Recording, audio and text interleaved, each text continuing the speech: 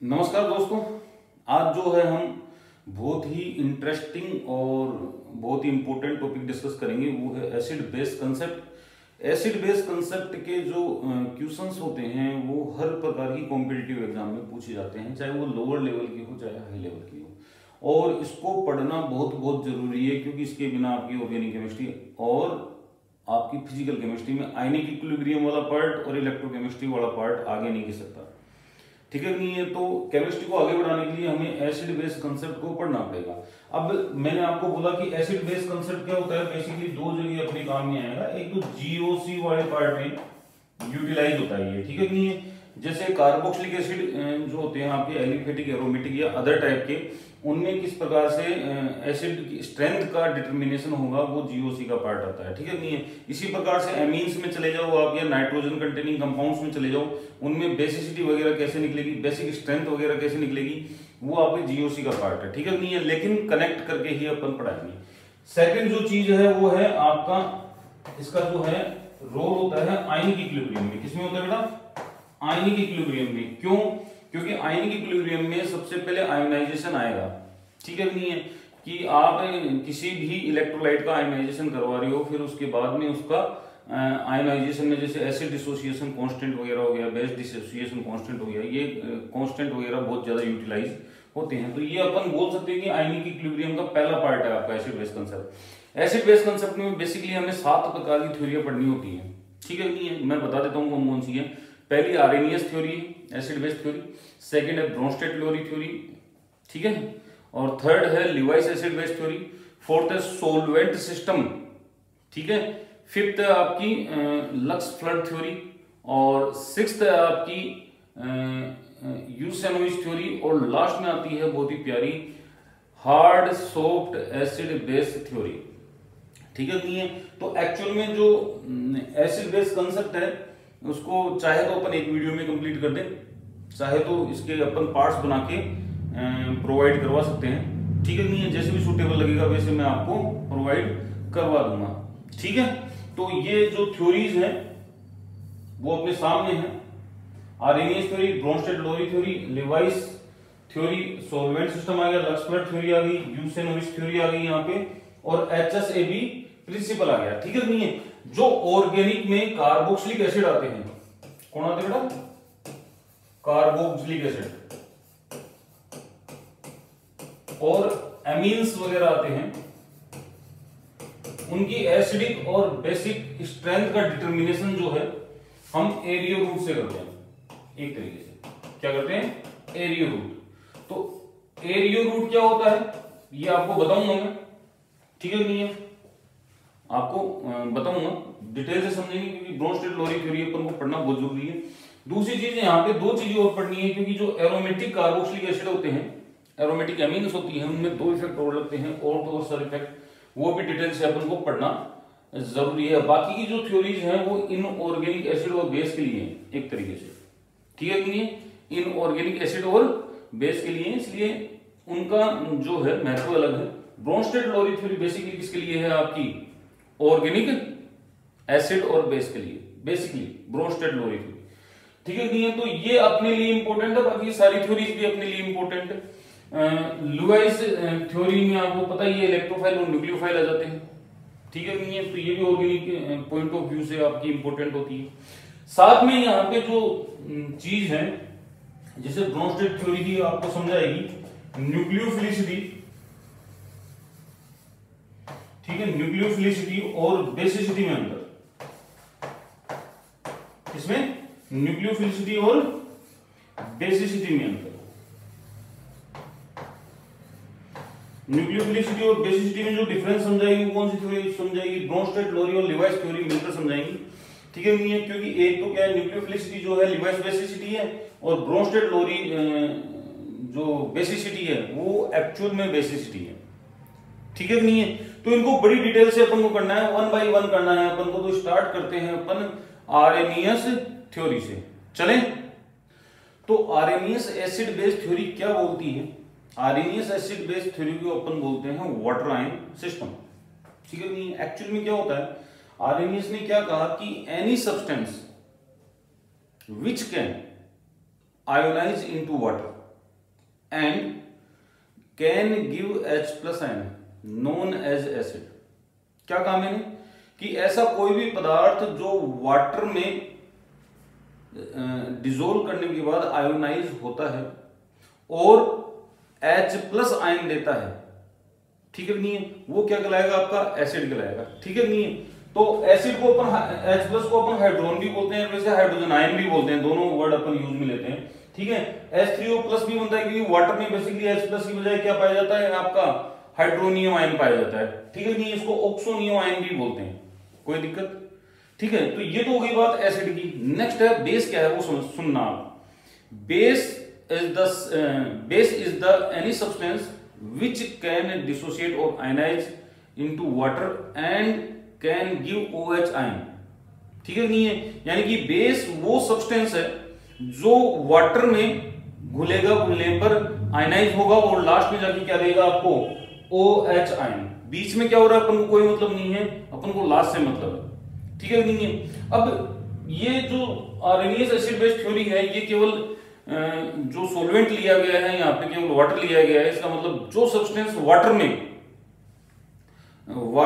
Dissolve करने पर H+ ion देते हैं वो आर्हेनियस एसिड कहलाते हैं, जो OH आयन देते हैं वो क्या कहलाते हैं, बेस कहलाते हैं। ये कंसेप्ट ध्यान रखना आप जो मैंने कहा है, ठीक है नहीं है। अब जैसे बात करें अपन कि वाटर ही क्यों, आर्हेनियस ने वाटर ही क्यों लिया, तो वाटर का क्या होता है बेटा, डाइइलेक्ट्रिक कांस्टेंट जो होता है वो हाई होता है। क्या होता है, डाइइलेक्ट्रिक कांस्टेंट जो है वो हाई होता है। अब डाइइलेक्ट्रिक कांस्टेंट हाई होने से क्या मतलब है, जिस सॉल्वेंट का डाइइलेक्ट्रिक कांस्टेंट ज्यादा होता है वो अगर कोई स्पीशीज आयनाइज होने के लिए तैयार है, जैसे ये पॉजिटिव है ये नेगेटिव है, ठीक है नहीं है, इनके बीच में कोवलेंट बॉन्ड है, आयनिक बॉन्ड है, डजंट मैटर। अगर डाइइलेक्ट्रिक कांस्टेंट ज्यादा है तो इसको पोलराइज करने की टेंडेंसी ये वाटर मॉलिक्यूल ज्यादा रखेगा, इस बॉन्ड को तोड़वा देगा, ठीक है नहीं है। यानी कि डाइइलेक्ट्रिक कांस्टेंट ज्यादा होने पर जो सोलवेंट होता है वो इलेक्ट्रोलाइट का ज्यादा आयनाइजेशन करवा सकता है, इसलिए वाटर को इसने एज ए सोलवेंट यूज में लिया। कुछ समझ में आया, बिल्कुल सिंपल सा है। जैसे अपन बात करें HCl को आप वाटर में, HCl क्या है भाई, ये तो गैस है, वाटर में डिसोल्व करने की कोशिश कर रहे हो, ठीक है नहीं है। अब डिसोल्व होगी, बिल्कुल आयनाइज होगी, किस टर्म में होगी, H3O+ और सेकंड कौन सा है, Cl-। अब H3O+ है क्या, H+ वाटर ही तो है, तो इसका मतलब इस HCl गैस ने क्या किया है, वाटर में डिसोल्व होने के बाद क्या दे दिया है बेटा, H+ आयन। तो इसका मतलब ये जो गैस है ये आपकी क्या है, आर्हेनियस एसिड है, HCl आपका आर्हेनियस एसिड है। इसी प्रकार से आप अगर NaOH की बात करो, NaOH की बात करो, दिख रहा है आपको, वाटर में आप इसको मिक्स करोगे, ठीक है नहीं है, तो एक तो क्या बनेगा Na+ और एक क्या बनेगा OH आयन, ठीक है नहीं है। तो इसका मतलब NaOH जो है क्या दे रहा है बेटा, OH आयन दे रहा है, तो ये क्या हो गया आपका आर्हेनियस बेस। कोई दिक्कत, कोई समस्या? लेकिन मैं आपको फिर बता रहा हूं, हर दिखने वाली चीज या हर पीली दिखने वाली चीज सोना नहीं होती। उसी प्रकार जिसके पास H+ नहीं है वो जरूरी नहीं है कि वो आपका आर्हेनियस एसिड हो सकता है कि नहीं हो सकता, ठीक है नहीं है। मैं क्या कहना चाह रहा हूं समझाता हूं। क्या अपन बात करते हैं SO3 की, किसकी बात की मैंने, SO3 की। ये भी गैस होती है भाई, SO3 गैस, ठीक है नहीं है, कोई दिक्कत। SO3 को जब वाटर में आप डालोगे तो ये भैया रिएक्शन करके H2SO4 बना लेगी। क्या बना लेगी, H2SO4 बना लिया। H2SO4 बनाएगी तो H2SO4 का आयनाइजेशन होगा 2H+ और SO4- 2 के रूप में। तो भैया SO3 के पास तो कोई भी H+ नहीं था, फिर भी ये आर्हेनियस एसिड की कैटेगरी में रखी जा सकती है। क्यों, जो डेफिनेशन है उसको फुलफिल कर रही है। वाटर में डिसोल्व होने के बाद आयनाइज हो और H+ आयन दो, H+ आयन तो दे रहा है, नहीं दे रहा H+ आयन। तो SO3 क्या हो गया आपका आर्सेनियस एसिड हुआ नहीं हुआ? अब तक नहीं पता था, पता लग गया। इसी प्रकार से SO2 को भी आप बोल सकते हो, इसी प्रकार से CO2 को भी बोल सकते हो, CO2 को भी बोल सकते हो। ये क्या है, ये क्या है? ये P ब्लॉक के ऑक्साइड है। क्या है बेटा? Oxides of P block. कौन से? P ब्लॉक के जो ऑक्साइड्स हैं वो सारे के सारे एसिडिक नेचर के होते हैं। क्या होते हैं? एसिडिक नेचर के होते हैं। क्यों होते हैं? जैसे CO2 को आप वाटर में डिसॉल्व करोगे तो कार्बोनिक एसिड बनाएगा, H2CO3 बनाएगा ये, और H2CO3 आयनाइज होकर क्या बनाएगा? 2H+ और CO3-2। अपन को तो H+ से मतलब है ना, H+ दे रहा है नहीं दे रहा, उस स्पीशीज के ऊपर थोड़ी लिखा हुआ आएगा। आपको हाथ में स्पीशीज दे दी तो दिख रहा थोड़ी भाई H+ है, वो तो डिसॉल्व करने के बाद पता लगेगा H+ देगा कि नहीं देगा। बात समझ में आई? ये तो मैंने लिख दिया CO2। अगर मान लो कि मैं आपको हाथ में देता एज एक्सपेरिमेंट की, बताओ ये आपका आर्सेनियस एसिड है कि नहीं है, तो आप क्या जवाब दोगे कि सर आर्सेनियस एसिड है, H+ आयन दे रहा है। टाइट्रेशन से पता लगा लेंगे अपन वो, तो समझ में आई? इसी प्रकार से फॉस्फोरस के जो ऑक्साइड होते हैं वो भी क्या बनाते हैं? फॉस्फोरिक एसिड वगैरह बनाते हैं। ठीक है नहीं है? तो वो भी कौन सी कैटेगरी में आएंगे? आर्सेनियस एसिड की कैटेगरी में आएंगे। कोई दिक्कत ही नहीं है, बिल्कुल सिंपल है। अब मैं ये कह रहा हूं कि जैसे अमोनिया है, अमोनियम वाटर के साथ रिएक्ट करेगा, बिल्कुल करेगा साहब। क्या बनाएगा? अमोनियम हाइड्रोक्साइड बनाएगा। कैसे पता लगा? कैसे पता लगा? कैसे पता लगा? तो देखो इसके पास क्या है? Lone pair. और ऑटो आयनाइजेशन का आपने सुना होगा, ऑटो आयनाइजेशन आपने सुना होगा कि हर सॉल्वेंट ऑटो आयनाइज रहता है। तो आपको दिख रहा है लोन पेयर है यहाँ पे। आप क्या होगी सर? ऑक्सीजन के ऊपर भी लोन पेयर है भाई, ऑक्सीजन के ऊपर भी लोन पेयर, कोई दिक्कत ही नहीं है। लेकिन इलेक्ट्रोनेगेटिविटी चेक करोगे, ऑक्सीजन की लोन पेयर होल्ड करने की टेंडेंसी नाइट्रोजन से ज्यादा है, इसलिए वो लोन पेयर हर किसी को नहीं देता। नाइट्रोजन क्या है? अपना लोन पेयर दिल की तरफ फेंकता रहता है। ठीक है नहीं? तो ये अपना लोन पेयर क्या करेगा? इसको डोनेट कर देगा, या ये कह सकते हैं अपन प्रोटोन एक्सेप्ट कर लेगा। तो ये क्या बनाएगा?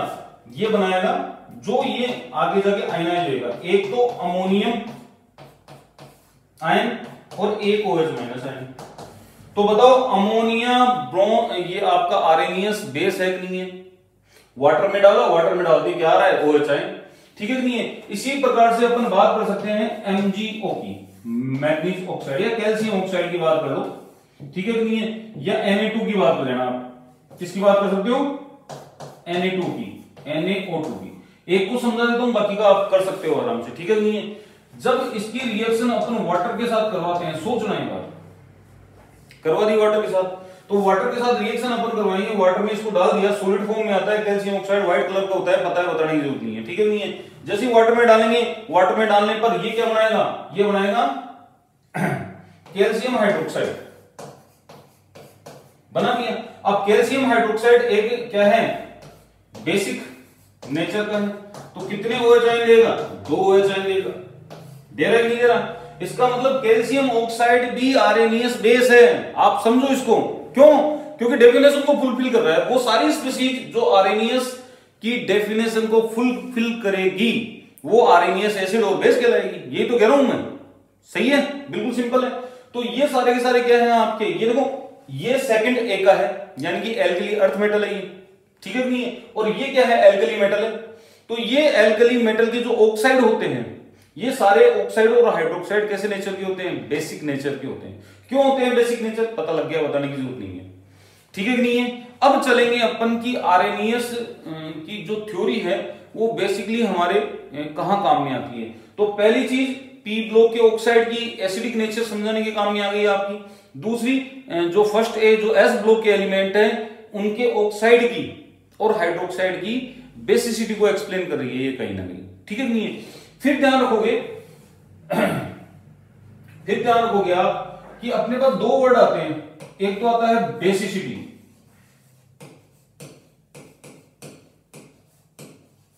ठीक है, और एक आता है आपकी एसिडिटी। एक चीज बता देता हूं मैं आपको, बेसिसिटी है, ध्यान रखो,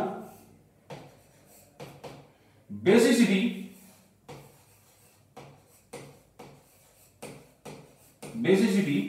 is the number of H plus ion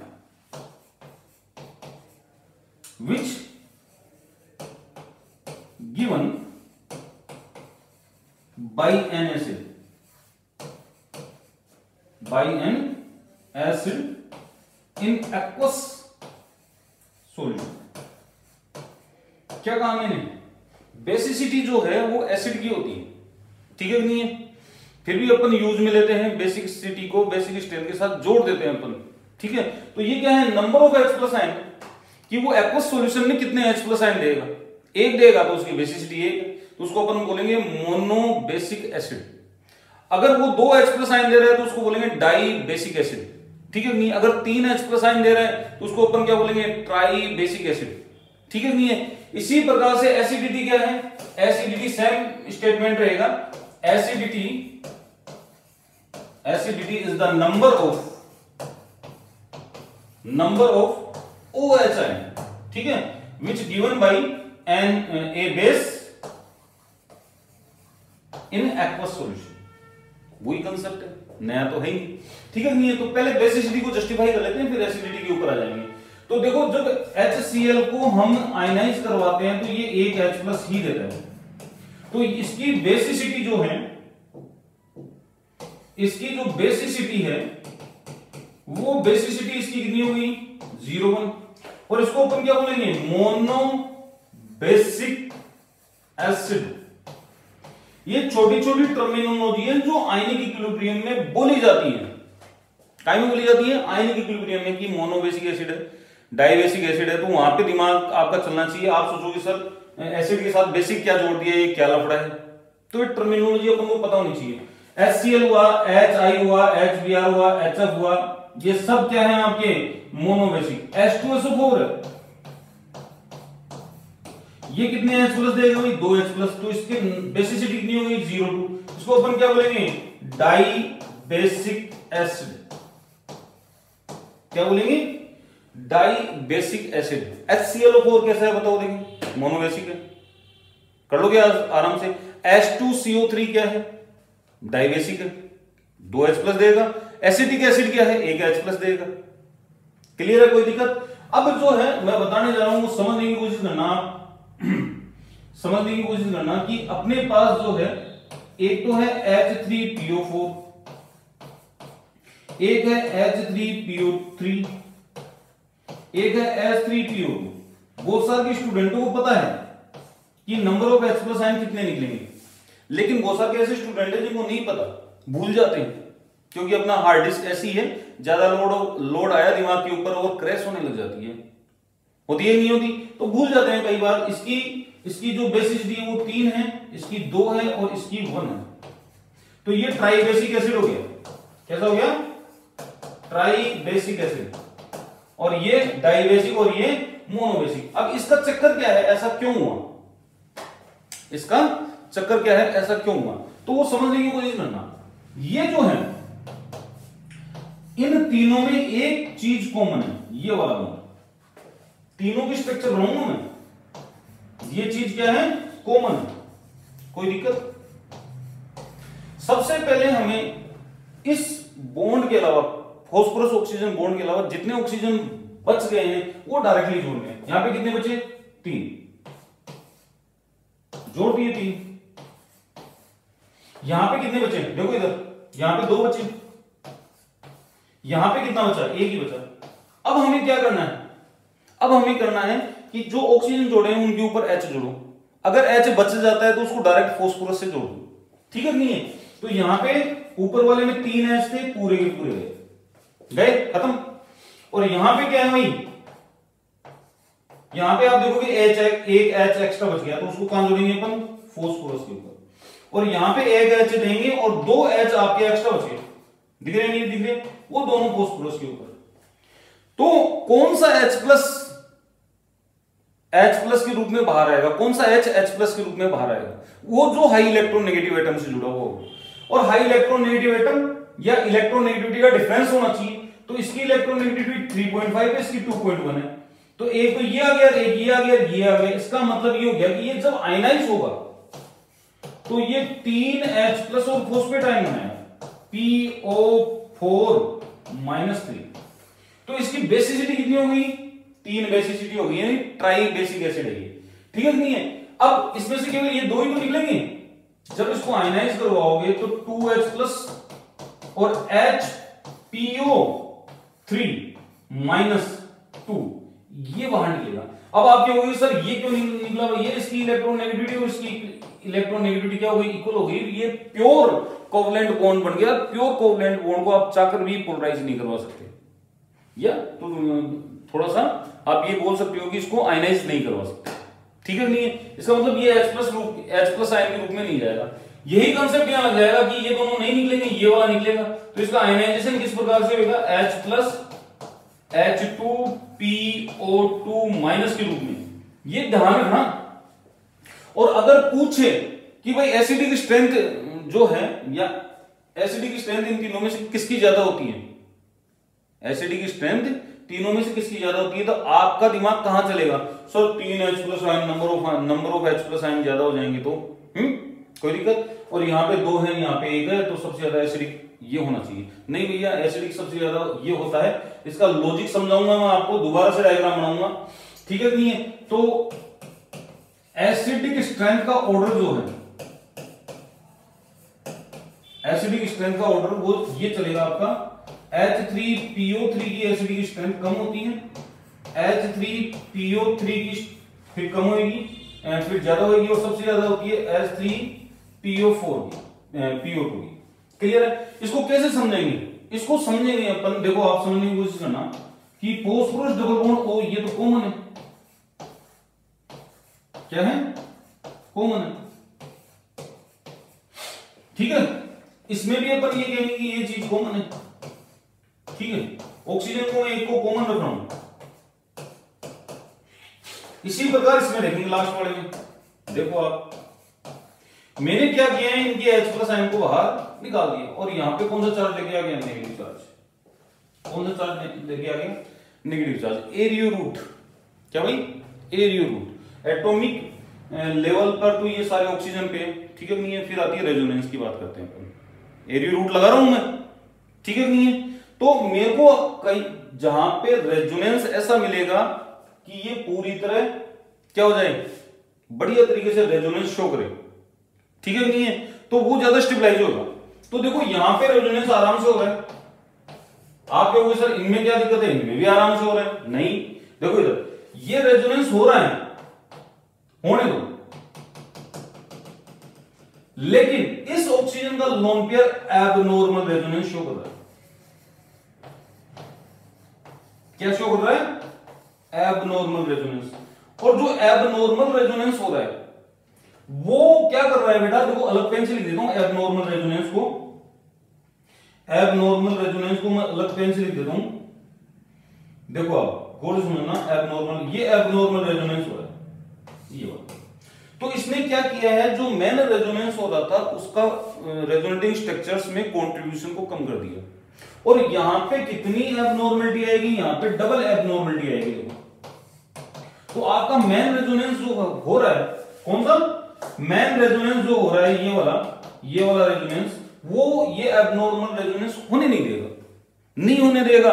तो रेजोनेटिंग स्ट्रक्चर्स की स्टेबिलिटी घटेगी, और रेजोनेटिंग स्ट्रक्चर की स्टेबिलिटी घट गई तो अपने जो ये कॉन्जुगेट बेस है इसकी स्टेबिलिटी घट जाएगी, ठीक है नहीं? दूसरा लॉजिक अपन इंप्लीमेंट करने की कोशिश करते हैं, ठीक है नहीं है? ये तो पहला लॉजिक हो गया कि भाई इसमें बढ़िया रेजोनेंस है, इसमें पुअर रेजोनेंस है, इसमें और भी पुअर रेजोनेंस है, ठीक है नहीं है? क्योंकि एबनॉर्मल रेजोनेंस बढ़ रहा है तो ओरिजिनल रेजोनेंस अपना क्या हो रहा है? कम हो रहा है, ठीक है? और अपन एक और समझने की कोशिश करते हैं, इसमें एक बार और बनाते हैं डायग्राम। देखो आप समझने की कोशिश करना, डायग्राम चाहे जितनी बार बना लेंगे अपन,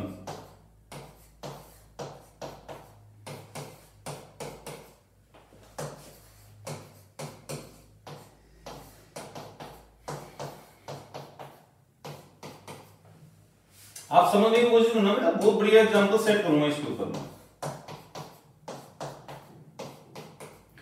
ये एक बाह्य है, ठीक है भाई? और बाह्यों की 3 परिस्थितियों को आप ध्यान में रखना। ये बाह्य यानी कि ये 3 व्यक्ति हैं, तीनों व्यक्तियों की कंडीशन जो है वो सेम है, दिख रही है? सेम कंडीशन है। एक भाई के ऊपर 3 बहनों की शादी की जिम्मेदारी है, ठीक है, और एक भाई के ऊपर 2 बहनों की जिम्मेदारी है, और एक भाई के ऊपर एक की जिम्मेदारी है। अब मेरे को ये बताओ कि बड़ी धूमधाम से शादी कहां होगी? वहां कंडीशन सेम है ना तीनों की, ठीक है नहीं है, तो वहां शादी होगी ना। एक्चुअल में होता क्या है कि हम इसका क्या मान लेते हैं, माइनस आई मान लो एक बार, इसका मान लिया, तो ये जो माइनस आई लग रहा है, ये माइनस आई केवल और केवल सोलो OH ग्रुप के ऊपर लग रहा है, अकेले OH ग्रुप के ऊपर। तो ये क्या करेगा, बिल्कुल H प्लस आयन तेजी से निकालेगा। यहां पे जो माइनस आई जो लग रहा है वो 2 जगह डिस्ट्रीब्यूट हो गया। कितनी जगह डिस्ट्रीब्यूट हो गया? इसका मतलब 2 जगह से ये H प्लस जो H प्लस आयन निकलेंगे। हालांकि ये जो 2 जगह डिस्ट्रीब्यूट हो गया उसकी वजह से आधा आधा हो गया मामला, तो H प्लस आयन स्लोली निकलेंगे दूसरी, लेकिन स्लोली निकलेंगे। समझ में आई? ठीक है। और यहां पे कितनी जगह डिस्ट्रीब्यूट हो गया, ये 3 जगह डिस्ट्रीब्यूट हो गया, यानी और स्लो निकलेंगे। ठीक है। अब आप समझने की कोशिश करना कि sir 3 H plus ion 1 H plus ion क्या गड़बड़ कर दिया आपने? तो भैया मैं आपको राइफल दे दूं और राइफल में मैं आपको भूसा की गोलियां भी दे रहा हूं और एक को केवल एक के 47 दे दूं एक को, ठीक है नहीं है? या ऐसी बंदूक दे दूं जो आपकी बंदूक से 4 गुना 5 गुना राउंड फास्ट चलाती है, तो आपके मरने के चांसेस कहां रहेंगे?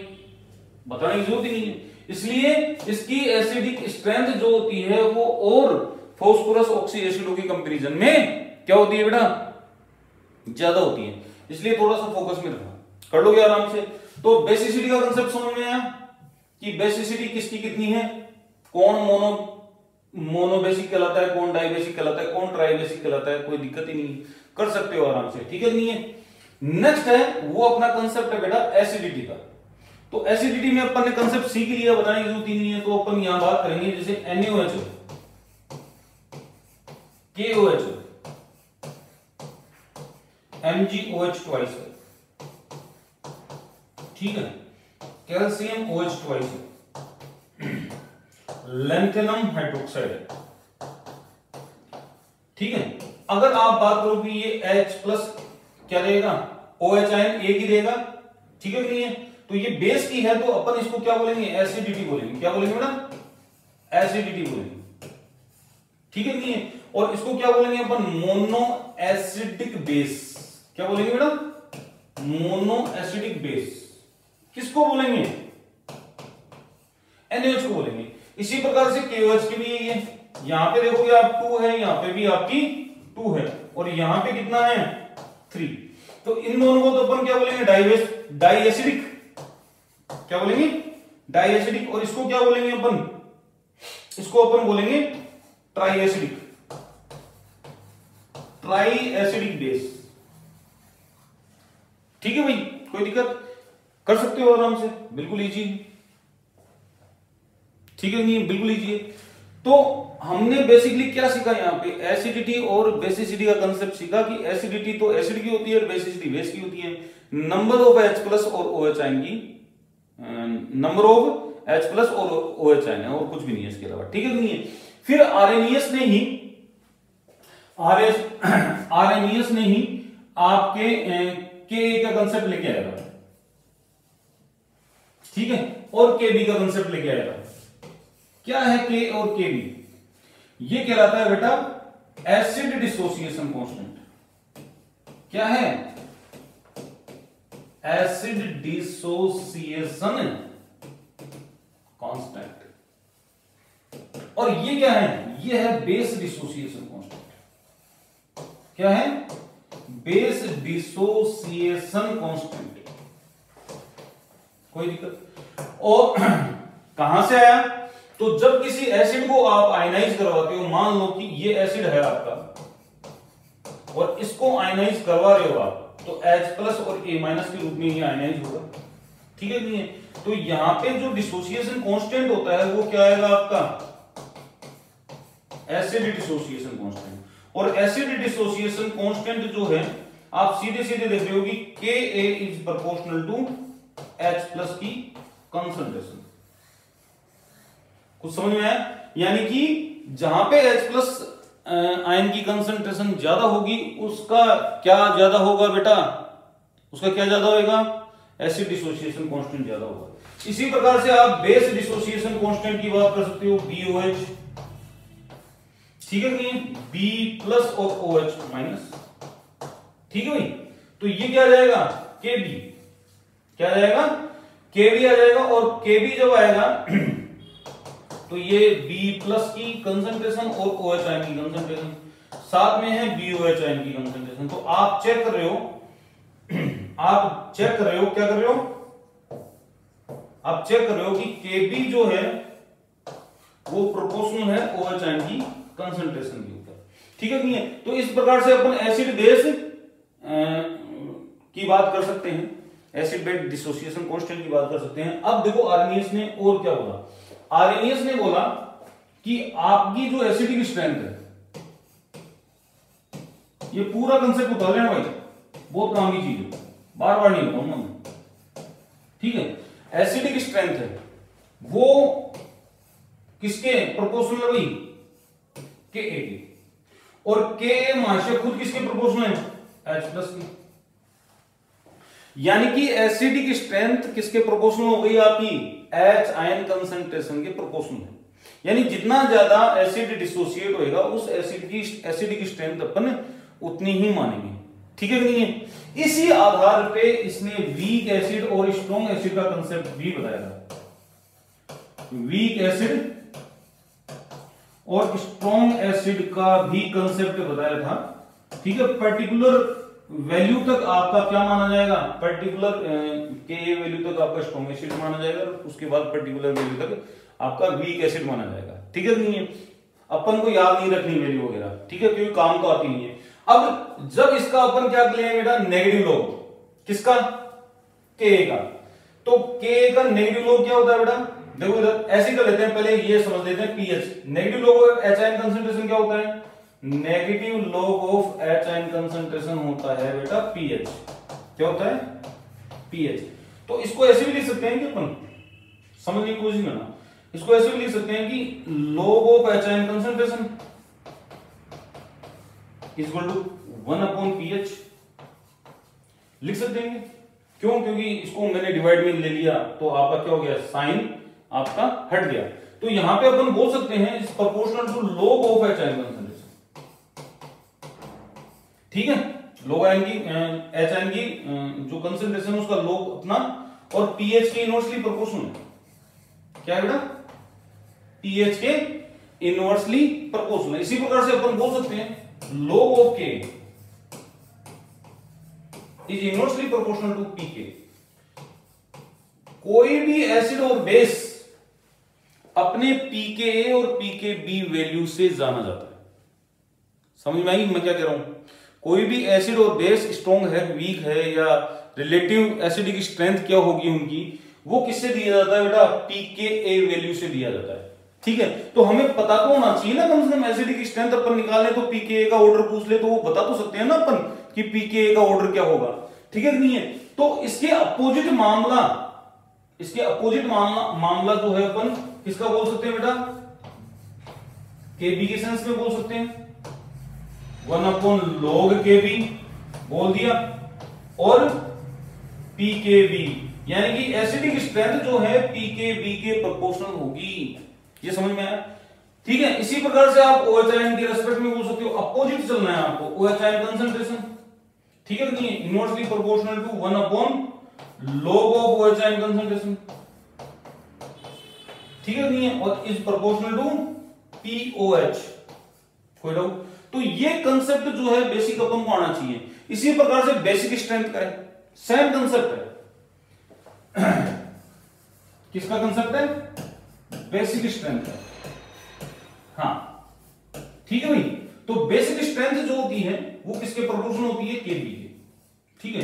किसके प्रोपोर्शनल होगी, log ऑफ Kb के, ठीक है। किसके इनवर्सली प्रोपोर्शनल होगी, pKb के, हो गया ये।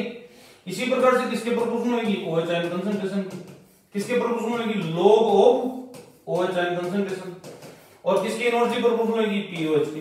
देखो किसी का भी ऑर्डर आ सकता है, इसलिए रिलेशनशिप अगर पता होना तो बड़ा इजी तरीके से हो जाता है ये मामला। नेक्स्ट है, अगर अपन K के रेस्पेक्ट में ले लो, K में इनवर्सली आया ना, यहां पे जो प्रोपोर्शन आया उसका इनवर्स कर दो आप K, ठीक है नहीं, inversely proportional to log k और प्रोपोर्शनल टू pKa। ये बहुत जरूरी है, इंपॉर्टेंट है। pKa pK बीके क्वेश्चन ही आते हैं एग्जाम में, क्योंकि इधर इधर के तो आऊ के थक गए। अब जो बचे हैं, जो कौन से बचे हुए हैं आपके pKa pK बीके, ठीक है नहीं है। तो अब क्या आएगा 1 upon H plus ion concentration, 1 upon log of H plus ion concentration और प्रोपोर्शनल टू pH। तो ये ध्यान रखना, ये चीज मैं आगे कभी नहीं बताऊंगा, इस बता दिया यहाँ पे, बता दिया। बहुत इंपॉर्टेंट चीज है, इन दोनों को ध्यान रखोगे। एसिडिक स्ट्रेंथ और basic strength, weak acid strong acid का जो बेस बनाया है वो बनाया है आपका Ka, ठीक है नहीं है। ये बहुत ज्यादा आयनाइज होते हैं, या नंबर ऑफ, या यूं कह दूं अपन कि यहाँ पे number of H plus ion बहुत ज्यादा होगा, ठीक है नहीं है। Ka की वैल्यू ज्यादा होगी और वीक एसिड में Ka की वैल्यू क्या होगी, कम होगी, वो आयनाइज कम होता है, ठीक है नहीं है। कोई दिक्कत, कोई समस्या? चलें, अब जो है अपना दूसरा टॉपिक है वो ब्रोंस्टेड लोरी टॉपिक है, वो इससे भी इंपॉर्टेंट है। क्यों? क्योंकि ऑर्गेनिक में सारे कंसेप्ट उसी के हिसाब से चलते हैं। क्लियर है? चले आगे।